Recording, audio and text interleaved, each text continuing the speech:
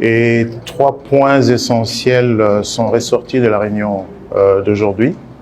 Le premier point concerne le raffermissement du franc congolais sur le marché de change. Les Congolais auront noté que la parité dollar-franc congolais a connu un changement assez drastique ces derniers jours. Ce changement résulte de la bonne coordination entre la Banque centrale et le gouvernement, c'est-à-dire le volet monétaire, la Banque centrale ayant procédé à un ajustement du niveau de réserve obligatoire et le gouvernement ayant continué à resserrer le budget, mais aussi avec les échéances fiscales, ce qui a donc permis de faire en sorte que le franc congolais s'est raffermi. Ce n'est donc pas ce que le Congolais vive, n'est pas le résultat d'un hasard. C'est pas quelque chose de je sais pas quoi.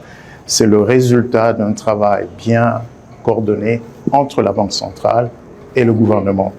Et il est question pour le moment de renforcer ce mouvement de manière à ce que le taux de change retrouve des niveaux que nous considérons comme étant compatibles avec l'activité économique. Donc ça, c'est le premier point.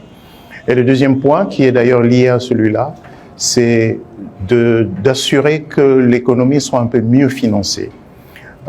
Nous allons, dans les semaines qui viennent, annoncer un certain nombre de mesures de manière à rassurer les opérateurs économiques qui, généralement, font face à des menaces sur leurs dépôts bancaires, ce qui conduit à un phénomène d'éviction où l'argent qui aurait dû être en dépôt dans les banques se retrouve mis à l'écart pour éviter des phénomènes comme les saisies qui sont opérées par certaines institutions de l'État ou par la justice sur principalement les comptes bancaires des grandes entreprises.